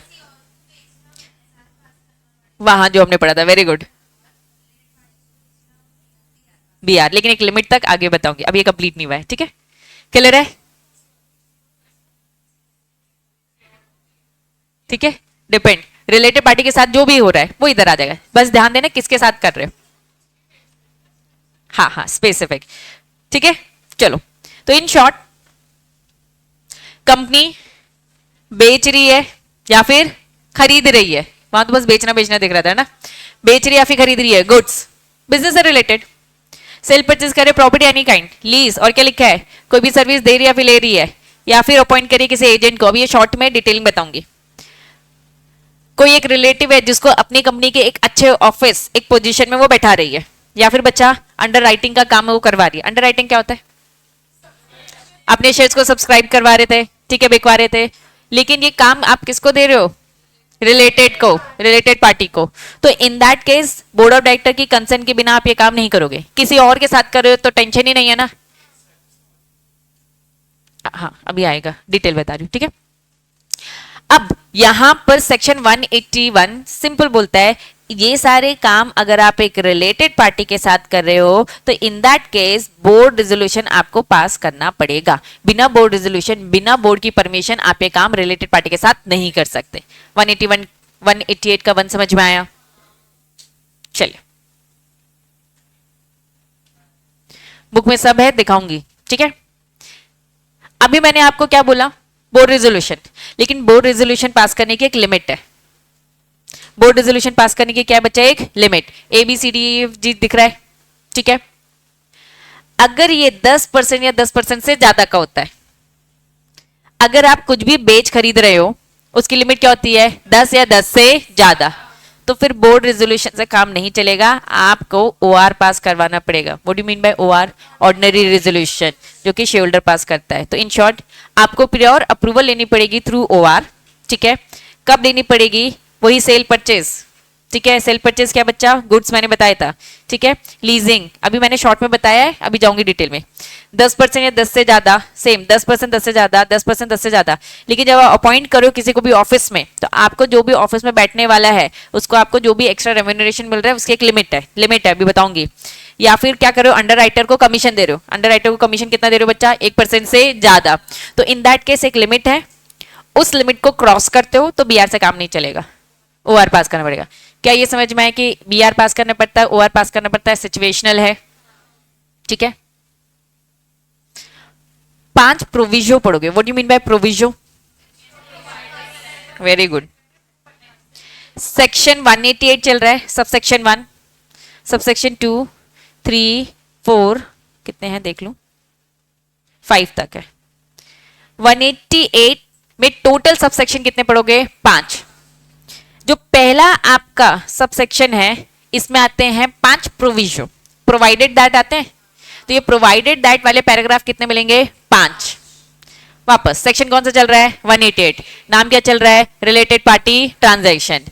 अब रिलेटेड पार्टी ट्रांजैक्शन में कितने सब सेक्शन पढ़ेंगे, 5, और जो सबसे पहला सब सेक्शन 1 है इसमें पढ़ोगे बच्चा प्रोविजो 1, 2, 3, 4, 5। तो पहले मैं आपको पूरा बैकग्राउंड पढ़ा दूं, फिर हम मॉड्यूल में जाएंगे। मॉड्यूल ने बहुत फेंक फेंक के दे रखा है, कहीं भी कुछ भी बता के रखा है, तो पूरा अगर बैकग्राउंड समझ लोगे तो सारी डिटेलिंग अच्छे से समझ में आ जाएगी। तो सेक्शन 188 सिंपल बोलता है, सब सेक्शन 1, कोई भी कंपनी रिलेटेड पार्टी ट्रांजैक्शन कर रही है, इनके साथ कॉन्ट्रैक्ट अरेंजमेंट कर रही है, ये इन पॉइंट्स को लेकर तो बोर्ड रेजोल्यूशन पास करना पड़ेगा। एक लिमिट दे रखी है, उस लिमिट को क्रॉस करेंगे तो एसआर पास कर, सॉरी ओआर पास करना पड़ेगा, मतलब मेंबर से परमिशन लेनी पड़ेगी, ठीक है। अभी मैं आपको 5 प्रोविजो डिटेल में पढ़ा रही हूं, फिर आपकी मॉड्यूल में भी जाएंगे, ठीक है। चलिए, सबसे पहला प्रोविजो, एक है सिंपल लैंग्वेज, एक है सिंपल लैंग्वेज, एक है बेयर एक्ट की लैंग्वेज, जो आपकी बुक में भी दे रखा है, मॉड्यूल में जो लैंग्वेज दे रखी है वो ये दे रखी है, ठीक है। तो चलिए पहले सिंपल लैंग्वेज में समझते हैं, फिर मैं उस लैंग्वेज को रीड करूंगा, ऑटोमेटिकली मॉड्यूल से कवर होता जाएगा। पहला क्या लिखा है, कोई भी कॉन्ट्रैक्ट अरेंजमेंट अगर आप कर रहे हो, इसमें आपको प्रायर अप्रूवल चाहिए होगी बाय दी ऑर्डिनरी रेजोल्यूशन। अभी मैंने आपको बताया ऑर्डिनरी रेजोल्यूशन कब पास करना पड़ता है, रूल नंबर 15 बताता है, रूल नंबर 15 बताता है एक लिमिट अगर आपने क्रॉस कर दी है तो उसके बाद आपको अब बीआर पास करने की जरूरत नहीं है, ओआर। तो 188 का 1 बोलता है बीआर पास करना पड़ेगा, लेकिन अगर रूल 15 में जो लिमिट दे रखी है उसे क्रॉस कर दी तो बीआर से काम नहीं चलेगा, उसकी जगह आपको क्या करना पड़ेगा, ओआर पास करना पड़ेगा। रीड करिए, contract arrangement shall be entered, अगर आप कॉन्ट्रैक्ट अरेंजमेंट उन्हीं पॉइंट्स को लेकर कर रहे हो तो आपको प्रायर अप्रूवल ऑफ कंपनी की लेनी पड़ेगी, जिसमें अप्रूवल से मतलब क्या है, ओआर से, एसआर से नहीं है। उन कंपनीज को लेनी पड़ेगी company having paid up share capital not less than, एक पेड अप कैपिटल लिमिट दे रखी है, sorry not less than such amount जो दे रखा है, और द ट्रांजैक्शन नॉट एक्सीडिंग जो भी रूल 15 में दे रखा है। ट्रांजैक्शन की लिमिट मैंने आपको बता दी, ये किसकी लिमिट है, ट्रांजैक्शन की लिमिट, वो कंपनी जिसका पेड अप कैपिटल जो भी प्रिस्क्राइब्ड है, ठीक है, उन कंपनीज को ओआर पास करना पड़ेगा जिनका पेड अप कैपिटल क्या है, प्रिस्क्राइब्ड और लिखा है, या फिर जिनका ट्रांजैक्शन एक्सीड होता है प्रिस्क्राइब्ड लिमिट जो रूल 15 में दे रखी है, तो दोनों प्रिस्क्राइब्ड है, तो बीआर से काम नहीं चलेगा। इन दैट केस आपको क्या करना पड़ेगा, ओआर। पहला प्रोविजन क्लियर है। अब ये है आपकी बेरेक की लैंग्वेज, एक बार खुद से रीड करके देखो समझ में आ रहा है क्या। मॉड्यूल की अगर मैं बात करूं तो मॉड्यूल में ये लैंग्वेज लिखी होगी, ठीक है। पहला प्रोविजन समझ में आ गया। दूसरा प्रोविजन, ये दूसरा प्रोविजन, चलो पहले सिंपल रिलेटेड पार्टी की बात हो रही है, ठीक है, रिलेटेड पार्टी के साथ बिजनेस कर रहे हैं। If member is related party, member कौन है बच्चा, रिलेटेड पार्टी में आ रहा है, member not vote on such resolution, जब ये रेजोल्यूशन पास किया जा रहा होगा तो उसमें वोट कौन नहीं करेगा, वो रिलेटेड मेंबर वोट नहीं करेगा। To the approve any contract arrangement, क्योंकि ओआर पास होना है ना, ओआर पास करना है, बीआर नहीं, अब ओआर पास होना है। अगर ओआर पास कर रहे हो, हम देख रहे हैं कि मेंबर कोई रिलेटिव निकल रहा है, तो वो मेंबर एलिजिबल नहीं है क्या करने के लिए, वोट देने के लिए। क्या ये आपको समझ में आया, ये सेकंड प्रोविजन है, ठीक है, ठीक है। अब वापस आते हैं, पहला 188 का 1 क्या बोलता है, रिलेटेड पार्टी के साथ काम कर रहे हो तो बीआर, लिमिट क्रॉस कर दी तो ओआर। अब ओआर में स्टिक हो गए, ओआर की ही बातें करेंगे। जब ये ओआर मैं पास करवा रही हूं तुम लोगों से जिनके साथ मैं बिजनेस करने वाली हूं, तो मुझे 4 मेंबर ऐसे मिले जो कि क्या कर रहे हैं, रिलेटेड पार्टी है, उनसे रिलेट कर रहे हैं। मैंने कहा तुम चार साइड हो जाओ, तुम लोग वोट करोगे, ये चार लोग वोट करेंगे नहीं, ये सेकंड प्रोविजन बोलता है। थर्ड प्रोविजन बोलता है but related party can vote, ये रिलेटेड पार्टी वोट कर सकते हैं। सच रेजोल्यूशन इन कंपनी अगर 90% और more of the member in number are relative of the promoters या फिर आर रिलेटेड पार्टी। इस मीटिंग में 90% मेंबर्स क्या बचा, रिलेटेड है, तो वो 10% क्या ही कर लेंगे, तब वो वोट कर सकते। वापस पहला प्रोविजन क्या बोलता है, बीआर नहीं एसआर, अगर लिमिट क्रॉस करते हो तो बात बात में एसआर ही आता है, ओआर।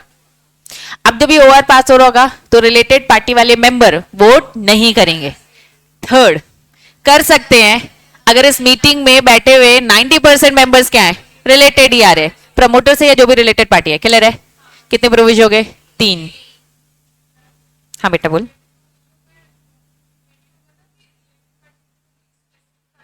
स्पेसिफिक ट्रांजैक्शन की बात हो रही है।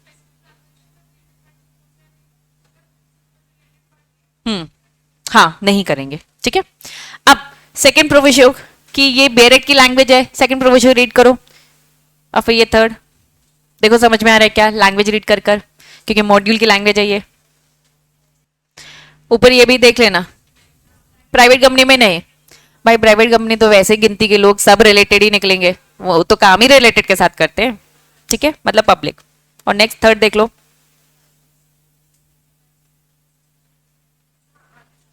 क्लियर है, पक्का, बढ़ू। फोर्थ और फिफ्थ टोटल कितने प्रोविजन, तो 5। पहला बीआर ने ओआर अगर पेटा शेयर कैपिटल और आपकी ट्रांजैक्शन लिमिट एक्सीड होती है जो भी प्रिस्क्राइब्ड है, ठीक है। चलो फिर मीटिंग में वोट नहीं करेगा वो मेंबर जो रिलेटेड है, कर सकता है अगर 90% आते हैं तो, ठीक है। चलिए फोर्थ 188 का 1 नहीं अप्लाई होगा, any transaction enter into between. आप फर्स्ट एक बार नहीं करो ये काम, आपको जो ये काम करना है जो रिलेटेड वाला निकल रहा है वो क्या है, मेन काम है, ऑर्डिनरी कोर्स ऑफ बिजनेस है, और साथ में आप जो भी काम कर रहे हो वो क्या कर रहे हो, आर्म लेंथ बेसिस, मतलब फेयर प्राइस, फेयर प्राइस कर रहे हो। आपका normally ordinary course of business है, ऑर्डिनरी कोर्स ऑफ बिजनेस मतलब क्या, रूटीन वाला काम है। अब रूटीन वाले काम को कब तक ओआर पास कराओगे, मीटिंग करवा कर। और साथ में जो ये आप काम करो फेयर डील कर रहे हो, कुछ गलत नहीं कर रहे हो, कुछ बहुत ज्यादा है ना रेट में इतना उतना चेंज नहीं कर रहे हो, तो फिर 181 188 का 1 एप्लीकेबल नहीं है, मतलब किसी से पूछने की जरूरत नहीं है, सीधा काम करने का। क्लियर है, ये था फोर्थ। अब मैं पढ़ रही हूँ fifth, the requirement of passing resolution by member under the first provision. First provision क्या बोलता है, ओआर पास करना अगर लिमिट क्रॉस होती है तो। इन्होंने कहा ये वाली बात एप्लीकेबल नहीं है अगर काम किसके बीच में हो रहा है, होल्डिंग और सब्सिडी ने लिखा है, होली ओन सब्सिडी मतलब 100%, और साथ में एंड ये लोग अपने अकाउंट्स कंसोलिडेटेड फॉर्म में प्रिपेयर करते हैं। तो इन्होंने कहा कि भाई काम करने वाले खुद ही से कर रहे अपने आपस में, तो आपको ओआर पास करने की जरूरत नहीं है अगर लिमिट भी क्रॉस होती है, वॉट एवर जो भी रीजन है। क्लियर है, वापस section 181 related party transaction. Clear है, 188 सॉरी 188 था है ना, section 188 related party transaction. Sub section 1 क्या बोलता है, कोई भी कॉन्ट्रैक्ट जो भी हमने वो जो ABCDF वाले पढ़े, ये अगर आप रिलेटेड पार्टी के साथ कर रहे हो तो आपको पहले बोर्ड रेजोल्यूशन पास करना है बोर्ड मीटिंग में। क्लियर है, इसके 5 प्रोविजन है। पहला प्रोविजन बोलता है बीआर की जगह ओआर करना पड़ेगा अगर लिमिट क्रॉस होती है, जो रूल्स में बता के रखे ट्रांजैक्शन के, वो कैपिटल लिमिट जो प्रिस्क्राइब्ड है, सब प्रिस्क्राइब्ड है अभी आपके लिए, ठीक है। तो बीआर की जगह शिफ्ट हो जाएगा ओआर। सेकंड प्रोविजन बोलता है ओआर पास करते वक्त अगर मेंबर इंटरेस्टेड निकलता है, रिलेटेड निकलता है, तो वो नहीं देगा। थर्ड बोलता है अगर 90% लोग ही निकलते हैं तो देगा। फोर्थ बोलता है अगर आपका ऑर्डिनरी कोर्स ऑफ बिजनेस है और आर्म लेंथ प्राइस है तो सेक्शन 188 का 1 नहीं लगेगा, मतलब बीआर वीआर भी पास करने की जरूरत नहीं है। 181 तो यही बोलता है ना, ठीक है। फिर उन्होंने बोला 181 का फर्स्ट प्रोविजन नहीं लगेगा, फर्स्ट प्रोविजन नहीं लगेगा। इन्होंने बोला भाई 188 का 1 नहीं लगेगा, और ये क्या बोल रहा है 181 का पहला प्रोविजन ये बोल रहा था बी आर भी नहीं पास करना है, ये क्या बोल रहा है ओ आर पास करने की जरूरत नहीं है अगर होल्डिंग या फिर होली ओन सब्सिडरी और कंसोलिडेशन साथ में आता है। क्लैरिटी है? ये होता है आपका 188 का वन कंप्लीट। ठीक है, इस कंप्लीशन में अब आ जाओ, रीड करवा रही हूँ, ये आपकी बेरेक की लैंग्वेज है। Except concern of the board of director given by the resolution at the meeting. Board of director की मीटिंग की बात हो रही है of the board, subject to condition जो भी प्रिस्क्राइब्ड है, प्रिस्क्राइब वही सारी प्रोविजोस। ठीक है, no company shall enter into any contract with the related party with respect, यही वाले पॉइंट है जिसको अब मैं डिटेल में बता रही हूँ। ठीक है, शॉर्ट में देखा था ना क्या करे, सेल परचेज। आओ अब ये शॉर्ट में दिखा रही हूँ, तब जाके तुम्हारा 188 का वन कंप्लीट होगा। पहला सेल परचेज सप्लाई, क्या गुड्स और मटेरियल, गुड्स और मटेरियल खरीद रहे हो, बेच रहे हो या फिर क्या कर रहे हो, सप्लाई कर रहे हो कोई भी गुड्स मटेरियल, किसके साथ, रिलेटेड पार्टी के साथ। तो सेलिंग अदरवाइज क्या कर रहे हो, डिस्पोजिंग या फिर buying property of any kind, मतलब मूवेबल इमूवेबल सब कवर होता है। प्रॉपर्टी क्या दे रहे हो बच्चा, लीज में दे रहे हो। एनी काइंड मतलब मूवेबल इमूवेबल प्रॉपर्टी सब। लीजिंग मतलब क्या होता है, रेंट पे देना। अवेलिंग रेंट या फिर रेंडरिंग, अवेल करना मतलब लेना या फिर देना। एनी सर्विस किसी भी टाइप की services. Appointment of any agent, किसी भी एजेंट को क्या कर रहे हो, अपॉइंट।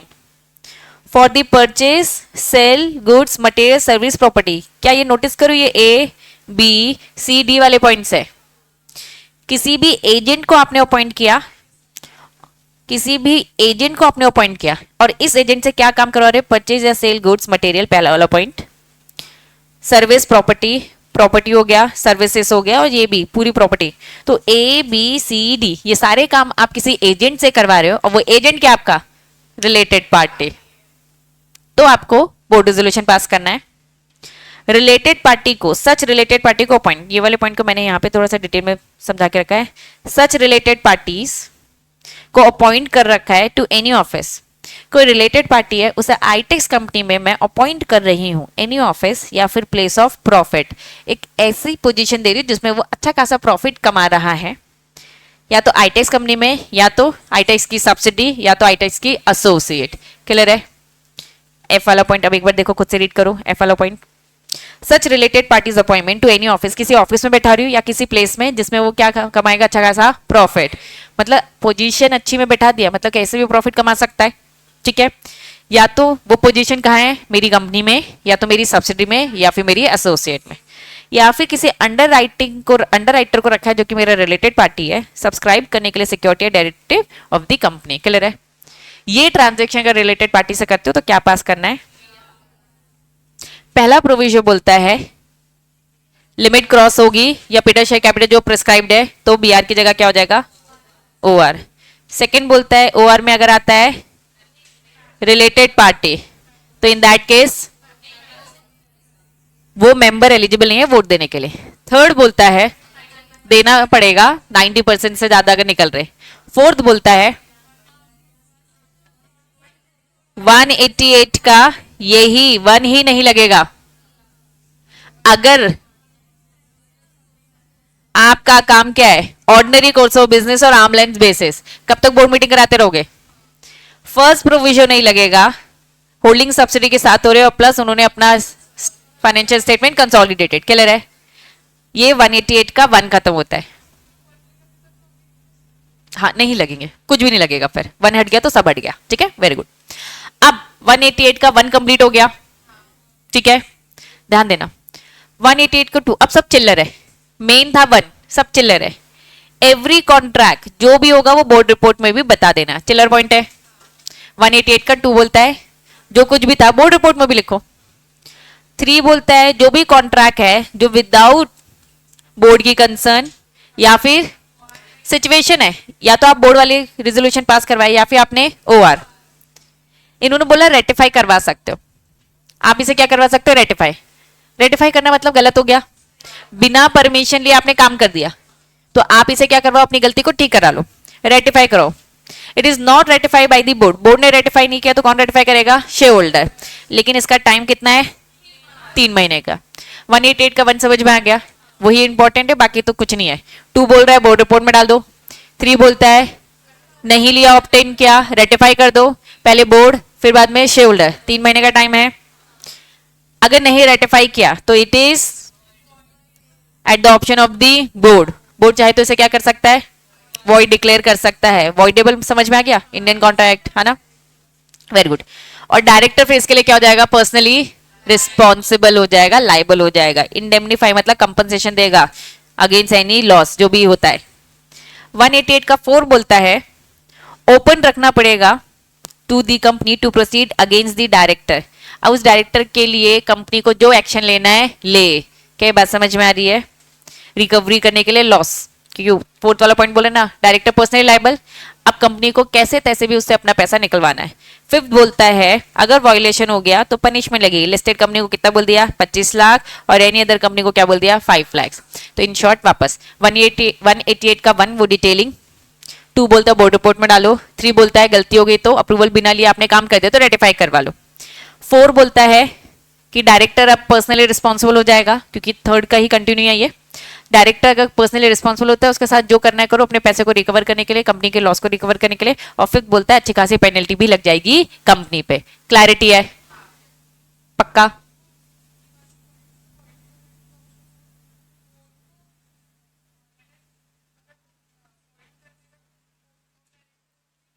रिलेटेड पार्टी के साथ, मेरी कंपनी ने रिलेटेड पार्टी के साथ काम किया है, समझो थर्ड वाला पॉइंट समझा रही हूँ। आईटीएस कंपनी ने रिलेटेड पार्टी के साथ ट्रांजैक्शन किया है और क्या नहीं लिया, बोर्ड की कंसर्न और शेयर होल्डर ओआर पास नहीं करा है।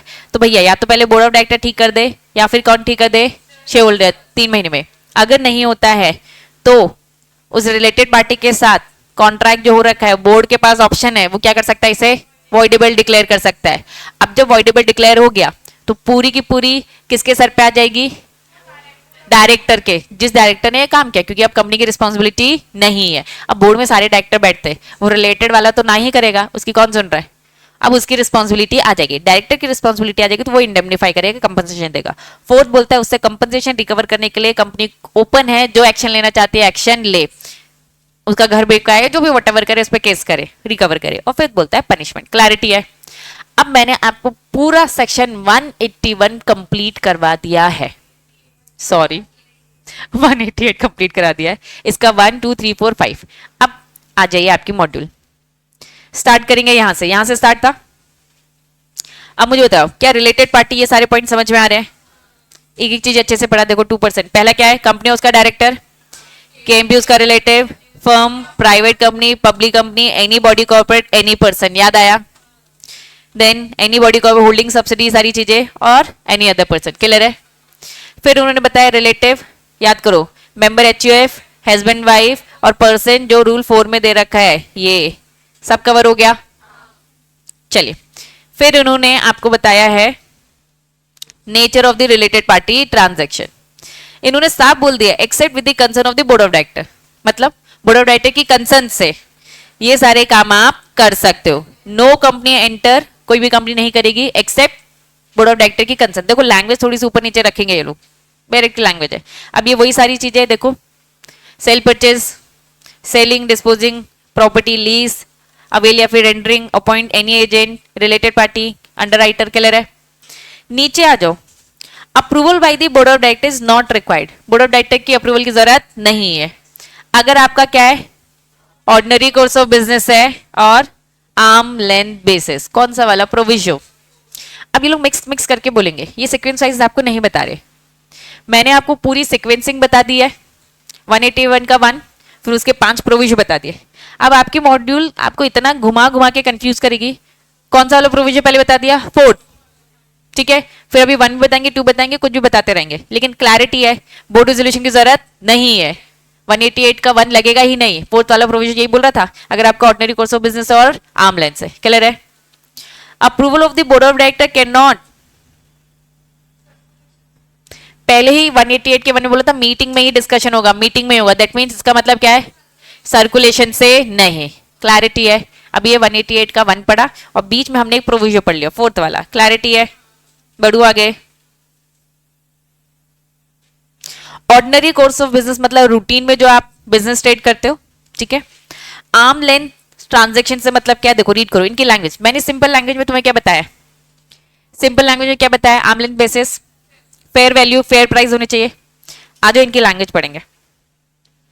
Transaction between two related party, दो रिलेटेड पार्टी के बीच में ट्रांजेक्शन हो रहा है, कंडक्ट इफ देवर अनरिलेटेड, वो काम इस तरीके से कर रहे हैं कि जैसे वो क्या बचा, अनरिलेटेड है, मतलब वो अपनी प्राइस को एकदम फेयर तरीके से डील करते हैं, उनका कॉन्फ्लिक्ट ऑफ इंटरेस्ट कभी भी होता नहीं है। अब ये लैंग्वेज है इनकी बताने का तरीका है, अदरवाइज सिंपल लैंग्वेज में क्या है बच्चा, फेयर तरीके से काम करे, इस तरीके से काम करे कि दोनों जैसे कि अनरिलेटेड होंगे। ठीक, चलिए, who determine the transaction with the related party, कौन डिसाइड करेगा कि जो ये रिलेटेड पार्टी ट्रांजैक्शन हो रहा है ये ऑर्डिनरी कोर्स ऑफ बिजनेस है, क्योंकि हर कोई चाहेगा कि इसे ऑर्डिनरी कोर्स ऑफ बिजनेस बनाना, क्योंकि ऑर्डिनरी कोर्स ऑफ बिजनेस बनाएंगे तो आपको परमिशन की जरूरत नहीं है, ना बोर्ड रेजोल्यूशन पास करना है और ना ही ओआर पास करना है, मतलब आप सारी चीजों से बली हो जाएंगे। कौन डिसाइड करेगा, बोर्ड डिसाइड करती है कि ऑडिट कमेटी। अब समझना, अगर कंपनी में ऑडिट कमेटी है तो कौन करेगा, ऑडिट कमेटी, अगर ऑडिट कमेटी नहीं है तो board of director. Her company में ऑडिट कमेटी नहीं होती, एक लिमिट होती है, उस लिमिट को अगर क्रॉस किया तो ऑडिट कमेटी बनाना पड़ेगा। जितनी भी बहुत सारी कमिटीज अभी पढ़ाऊंगी मैं शॉर्ट में, ठीक है, जितनी भी कमिटीज हैं उनकी एक थ्रेशोल्ड लिमिट है, एक लिमिट है, उस लिमिट को क्रॉस करते कंपनी को ऑडिट कमेटी भी बनानी पड़ती है। तो इन्होंने कहा कहीं भी स्पेसिफाई नहीं किया है, कोई भी ऐसा कंक्लूसिव नहीं है, कहीं भी इन्होंने एकदम स्पेसिफाई नहीं किया है कि भैया बोर्ड डिसाइड करेगी ऑडिट कमेटी, ठीक है। इन्होंने कहा इन जनरल क्या होता है, इन जनरल क्या होता है, ऑडिट कमेटी डिटरमाइन करती है, in case no audit committee तो कौन डिसाइड करेगा, बोर्ड ऑफ डायरेक्टर। तो अगर आपसे क्वेश्चन पूछा जाता है कि भाई ऑर्डिनरी कोर्स ऑफ बिजनेस है कि नहीं है, कौन डिसाइड करेगा, बोर्ड की ऑडिट कमेटी, तो आप पहले तो ये लिखोगे, ऐसा कहीं स्पेसिफाई नहीं कर रखा है कंपनीज एक्ट ने कि कौन डिसाइड करेगा। हम सबसे पहले तो देखते हैं आपके मेमोरेंडम में लिखा होना चाहिए, अगर आपका ऑर्डिनरी कोर्स ऑफ बिजनेस हो तो कहाँ लिखा होना चाहिए, आपके मेमोरेंडम में, और ऐसा कहीं स्पेसिफाई तो किया नहीं है। लेकिन स्टिल इन जनरल जो देखने वाली अथॉरिटी होती है वो ऑडिट कमेटी है, लेकिन ऑडिट कमेटी आपकी कंपनी में पहले तो होनी चाहिए, नहीं है तो फिर रिस्पॉन्सिबल आपके बोर्ड ऑफ डायरेक्टर है। क्लियर है, पूरे ये शॉर्ट में बता के रखा है। चलिए, अब आपकी बुक में क्या दे रखा है, ऑफिस प्लेस ऑफ प्रॉफिट, ये टर्म कहीं यूज हुआ था,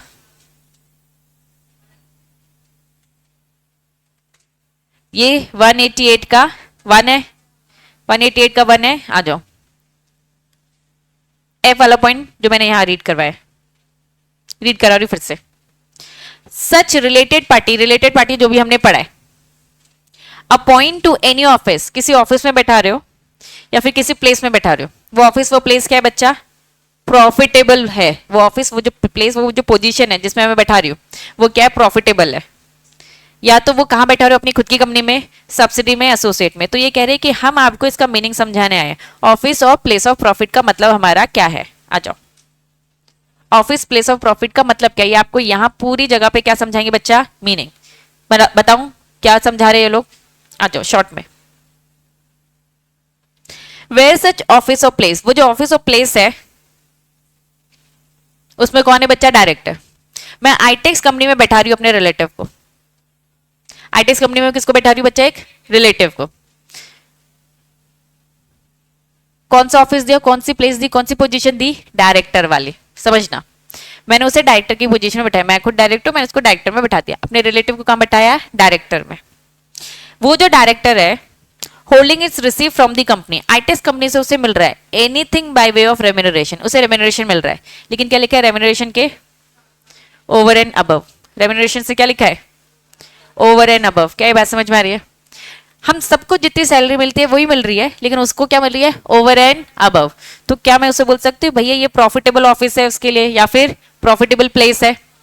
अगर आईटेक्स कंपनी में मैंने उसे डायरेक्टर की पोजीशन में बैठाया और उसे इन सब में जो मिलना चाहिए उससे ओवर एंड अबव मिल रहा है, तो मान लिया जाएगा जो वो डायरेक्टर ही is entitle as a director by, उसे salary, fees, commission, purchase, any rent free accommodation otherwise कुछ भी मिल रहा है, और वो क्या हो रहा है, रेम्यूनरेशन से ज्यादा हो रहा है, तो हम मानेंगे कि वो क्या है, एक अच्छे ऑफिस या प्लेस ऑफ प्रॉफिट में बैठा है। क्लियर है, क्यों ये आपको इतना डिटेल में समझा रहे हैं, इसीलिए समझा रहे हैं ताकि ये वाला पॉइंट अट्रैक्ट हो जाए। अगर अपने रिलेटिव को डायरेक्टर की पोजीशन में बैठाया, उसे ओवर एंड अबव मिल रहा है, कंपनी सब्सिडी एसोसिएट, तो ये रिलेटेड पार्टी ट्रांजैक्शन में उसे हम बैठने तब तक नहीं देंगे जब तक क्या ना पास हो जाए, ओआर, लिमिट क्रॉस हो जाएगी तो सॉरी बीआर, पहले तो बीआर ही है ना, लिमिट क्रॉस होगी तो ओआर होगा। क्लियर है, तो इसका बस मीनिंग समझा रही कि हमारा प्लेस ऑफ प्रॉफिट से मतलब क्या है, डायरेक्टर वाली पोजीशन है तो ओवर एंड अबव रेम्यूनरेशन से ज्यादा मिल रहा है। क्लियर है, और अगर ऑफिस और प्लेस इज हेल्ड बाय, कोई इंसान बैठा है लेकिन वो डायरेक्टर की पोजीशन में नहीं बैठा है, डायरेक्टर की पोजीशन के अलावा भी बहुत सारी पोजीशन होती है, जैसे कि एमपी हो गया बच्चा, और या फिर किसी फर्म को हमने रखा है, कोई प्लेस ऑफ बिजनेस ऐसा कुछ पोजीशन मिली है, फर्म या प्राइवेट कंपनी और एनी अदर बॉडी कॉर्पोरेट, ये सब कौन है बच्चा, हमारे रिलेटिव बैठे हैं, ठीक है। लेकिन इन्हें क्या मिल रहा है, एनीथिंग। ऊपर क्या लिखा था समझना, दोनों में डिफरेंस समझना, anything over and above the remuneration, जितना सबको रेम्यूनरेशन मिलता है, अगर इसको इससे ज्यादा मिलता है तो फिर वो बोर्ड रेजोल्यूशन पास कर कर बैठेगा, नॉर्मल मिलता है तो फिर कोई टेंशन नहीं है। इन लोगों को, वो ऊपर वाले इंडिविजुअल की बात नहीं करे, उसके अलावा दूसरा individual, firm, private company, body corporate को कुछ भी मिलता है, इनको नहीं बोल दिया ओवर एंड अबव, यहां लिखा है एनीथिंग ओवर एंड अबव, ये क्या बोल दिया, एनीथिंग बाय वे ऑफ, कुछ भी इन सबको ये सब मिल रहा है, तो आपको सेक्शन 188 के 1 में आओगे और बिना बोर्ड रेजोल्यूशन पास किए आप ये पोजीशन, ये काम नहीं कर सकते। क्लैरिटी है? वापस दोनों में डिफरेंस, ऊपर बस डायरेक्टर वाली पोजीशन की बात हो रही है, नीचे पहले पॉइंट पे डायरेक्टर वाली पोजीशन को छोड़कर बाकी सारे लोग, ठीक है, क्योंकि इंसान है। इसके अलावा आप फर्म को कोई काम दे रहे हो, ऑडिट ऑडिट कुछ भी हो सकता है ना बच्चा, private company, any body corporate जो कि रिलेटेड, ऑडिट तो रिलेटेड को वैसे भी नहीं दे सकते क्योंकि हमने ऑडिटर वाले चैप्टर से पढ़ा है, ठीक है। ऐसा कुछ भी काम आप दे रहे हो जो आपका रिलेटेड है, उसको कुछ भी पैसा मिल रहा है, मतलब कोई लिमिट नहीं है, इन्होंने बोलते हैं रेम्यूनरेशन के अबव मिल रहा है तो पूछना पड़ेगा, इन्होंने बोला है कुछ भी मिल रहा है तो आपको पहले पूछना पड़ेगा, तब आप ये काम कर सकते हो, अदरवाइज आप काम करने के लिए एलिजिबल नहीं हो। क्लैरिटी है? ये बस मैंने शॉर्ट में बताया, बोरिंग प्रेजेंटेशन, रीड, ये सारी पीपीटीज में दूंगी तुम लोग को, ठीक है। एग्जाम्पल है, रीड करोगे, हाँ बोल बेटा। साफ साफ लिखा है रिलेटेड पार्टी ट्रांजैक्शन करोगे तो ये इंफॉर्मेशन देनी है किसको, बोर्ड को, पूरी डिटेलिंग दोगे, बोर्ड मीटिंग में एजेंडा में सब बताओगे, रिलेटेड पार्टी का नाम बताओगे, क्या लगता है वो आपके रिलेशन में, फादर लगता है, बेटा लगता है, बेटी लगती है, जो भी लगता है। अब मुझे बताओ क्या ये सारे पॉइंट्स रीड करके समझ में आ रहे हैं? फटाफट रीड करो, वो ध्यान दो, ठीक है। तो मुझे बताओ ये सारी डिटेलिंग है, कितना क्या, सारी डिटेलिंग बता दो। डायरेक्टर का इंटरेस्टेड है किसी कॉन्ट्रैक्ट में तो क्या बोल दिया, not present at the meeting during discussion, भाई डिस्कशन से दूर जाओ, बुरा भला बोलना है, सुनोगे अच्छा नहीं लगेगा, है ना तो फिर बाहर जाने का।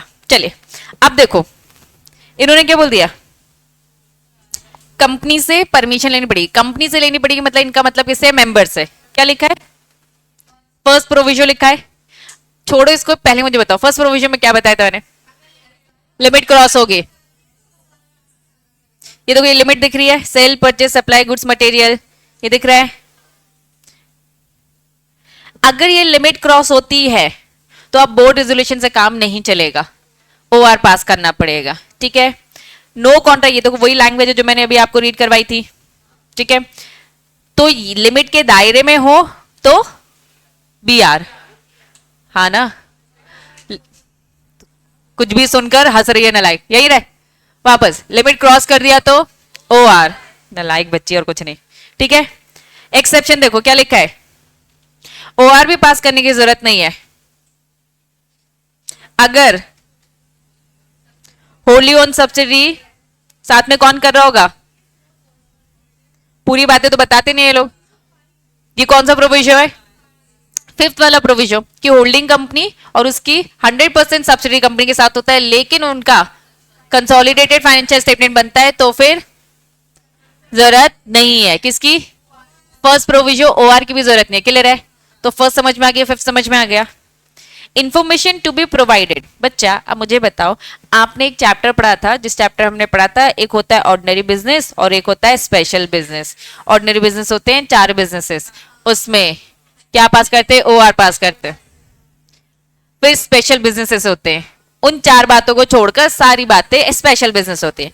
जितने भी स्पेशल बिजनेसेस होते हैं उसमें आपको एक्सप्लेनेटरी स्टेटमेंट देना पड़ता है। अब हम क्या काम कर रहे हैं यहाँ सेक्शन 188 में, related party transaction, ordinary business है कि स्पेशल बिजनेस है, तो जितने भी स्पेशल बिजनेस होंगे नोटिस के साथ क्या दे देना, एक्सप्लेनेटरी स्टेटमेंट एनेक्स कर देना। इसमें सारी डिटेलिंग, ये डिटेलिंग वही नहीं है जो हम अभी डायरेक्टर को बता रहे थे, बता दोगे एक्स्ट्रा चीजें, ठीक है, ये बाद में कराऊंगी, अभी रुक जाओ। सेकंड प्रोविजन तुम लोग मुझे बताओ क्या बढ़ा था,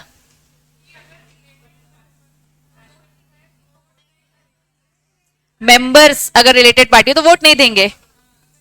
फिर देखो इन्होंने लिखा नहीं है, थर्ड है, ठीक है, थर्ड प्रोविजो 90% या फिर उससे ज्यादा निकलता है तो दे सकते हैं। तो ये सेकंड है और ये थर्ड है। समझ रहे हो कितना गोल गोल घुमाए, लेकिन अच्छी बात है कि तुम लोग का एक बैकग्राउंड बन चुका है, तो तुम्हें सारी चीजें रिलेट हो रही है, ठीक है। बढ़ू आगे।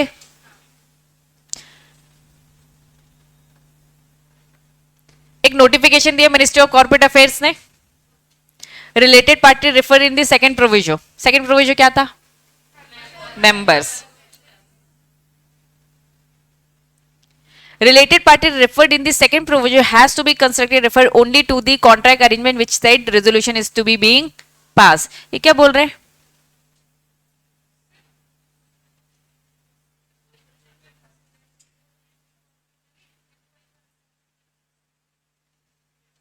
रिलेटेड पार्टी कुछ नहीं, मिनिस्ट्री ने बोला सेकंड प्रोविजो की रिलेटेड पार्टी की बात हो रही है, तो उसमें रिलेटेड पार्टी कौन था? मेंबर था, बस वही बता रहे, ठीक है। एक्सेप्शन आ जाओ। पहला प्राइवेट कंपनी पढ़ा था हमने, कौन सा प्रोविजन पढ़ा था? फर्स्ट पढ़ा था।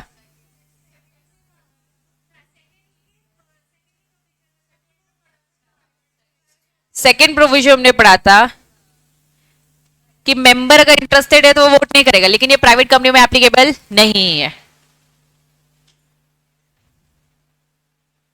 तो ये समझ में आ गया। अब आ जाओ, प्राइवेट कंपनी तो समझ में आ गया, गवर्नमेंट कंपनी इंपॉर्टेंट। किसको छूट मिल रही है? गवर्नमेंट कंपनी को। अब देखो क्या लिखा है, फर्स्ट और सेकंड। पहले बताओ फर्स्ट में क्या था? ओवर पास करना। सेकंड में क्या था? मेंबर रिलेटेड है तो नहीं। फर्स्ट और सेकंड एप्लीकेबल नहीं है किसमें? Government company. गवर्नमेंट कंपनी वो जो कॉन्ट्रैक्ट करी है विद दी एनी अदर। क्या मैं बोल सकती हूँ गवर्नमेंट कंपनी दूसरी गवर्नमेंट कंपनी से कर रही है, उनको फर्स्ट और सेकंड प्रोविजन फॉलो नहीं करना है। नेक्स्ट, गवर्नमेंट कंपनी जो कि क्या है? अदर देन अनलिस्टेड, मतलब अनलिस्टेड गवर्नमेंट कंपनी है, वो कॉन्ट्रैक्ट कर रही है, ठीक है। हम एक ही बात नहीं करें। मिनिस्ट्री बस उसे एक बार क्या दे दे बच्चा? अप्रूवल दे दे। मिनिस्ट्री अप्रूवल दे दे, फर्स्ट और सेकंड फॉलो होने करने की जरूरत नहीं है। फर्स्ट मतलब बोर्ड रेजोल्यूशन, सॉरी, फर्स्ट मतलब ऑर्डिनरी रेजोल्यूशन और सेकंड मेंबर, ये वाली बात एप्लीकेबल नहीं है। पहला, अगर एक गवर्नमेंट कंपनी दूसरी गवर्नमेंट कंपनी से कर रही है। दूसरा, एक गवर्नमेंट कंपनी को मिनिस्ट्री ऑफ कॉर्पोरेट अफेयर्स ने क्या बोल दिया है? छूट दे दिया है, नोटिफाई कर दिया, उन्होंने अप्रूवल दे दी कि ठीक है आपको फर्स्ट और सेकंड फॉलो करने की जरूरत नहीं है। क्या यहां तक समझ में आया? फिर एक आईएफसी पब्लिक को बस दे रखी है सेकंड प्रोविजो। सेकंड प्रोविजो क्या था? मेंबर वोट नहीं करेंगे, तो भाई ये पब्लिक कंपनी में नहीं लगेगा, ठीक है। एग्जेम्पशन सेक्शन 188 का 1 क्या बोल दिया? प्राइवेट को छूट दे दी और government company not committed as default. किसमें बच्चा? Financial statement. अगर आपने फाइनेंशियल स्टेटमेंट डिफॉल्ट नहीं किया है, आप खुद देखो प्राइवेट कंपनी को छूट मिल गई है, और किसको बच्चा? Government company. ये एमसीए की नोटिफिकेशन से आया है 2017 में। तो इन शॉर्ट यहां आपका सेक्शन 188 का 1 मॉड्यूल से खत्म होता है। 2 में क्या था जो मैंने आपको समझाया? बोर्ड रिपोर्ट, याद आया? 3 में क्या था? बिना कंसर्न किए किया, तो ये हम आपको मौका दे रहे हैं गलती को सुधारो। पहले डायरेक्टर फिर मेंबर, 3 महीने के अंदर नहीं होता है तो डायरेक्टर, बोर्ड ऑफ डायरेक्टर के पास वॉइडेबल वाला ऑप्शन आ जाएगा और डायरेक्टर पर्सनली लायबल हो जाएगा। ये 3 पूरा यही सारी बातें करे। इन डायरेक्टर फिर क्या हो जाएगा? लॉस इनकर करेगा पूरा। 4 क्या बोलता है? जो भी डायरेक्टर है वो पूरा का पूरा क्या रहेगा? कंपनी ओपन है, जैसे रिकवर करना है करो। 5 बोलता है, जो मुझे दिख नहीं रहा है, पेनल्टी, ये है 5। फिर ये सारी चीजें लिस्टेड के लिए, अदर देन लिस्टेड। अब मुझे बताओ क्या आपका मॉड्यूल से भी कवर हो गया है? लेकिन मैं चाहूंगी कि एक बार अच्छे से आप रीड करोगे। रीड करने के बाद इस पे डाउट निकालोगे और इस पे बेस में क्वेश्चन आपको करवाऊंगी। क्लियर है? तो आज की सभा यहां पर समाप्त।